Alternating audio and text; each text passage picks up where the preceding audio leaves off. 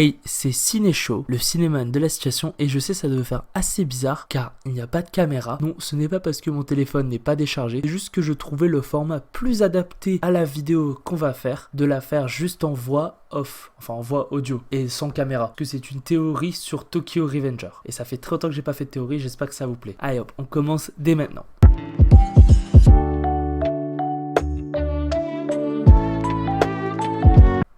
L'univers de Tokyo Revengers garde un grand nombre de secrets bien cachés et pourtant qui nous sont révélés ou sous-entendus. Aujourd'hui, on va découvrir qui est la personne que le toman veut vraiment éliminer dans l'histoire. C'est Ciné-Show et c'est parti pour aller à la découverte du monde de Tokyo Revengers.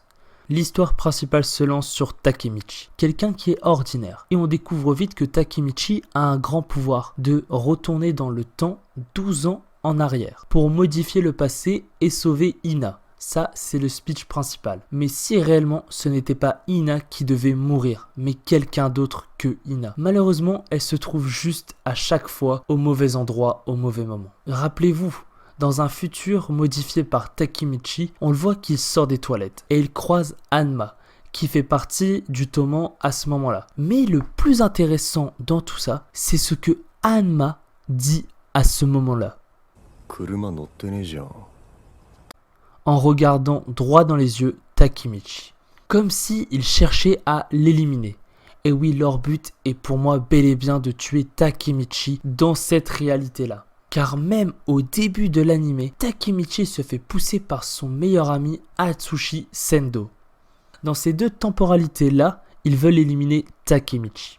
Mais à chaque fois, il est sauvé par lui-même ou Naoto. Et oui, si vous l'avez bien compris, la personne que souhaite réellement éliminer le toman n'est pas Ina, mais c'est Naoto. D'une certaine quelconque façon, car d'une certaine façon, il peut nuire au plan de Teta Kisaki. En envoyant Takemichi dans le passé, en changeant la temporalité pour éviter que sa sœur soit tuée, mais aussi éviter que Naoto soit éliminé, pour qu'il puisse éviter d'être éliminé par le toman.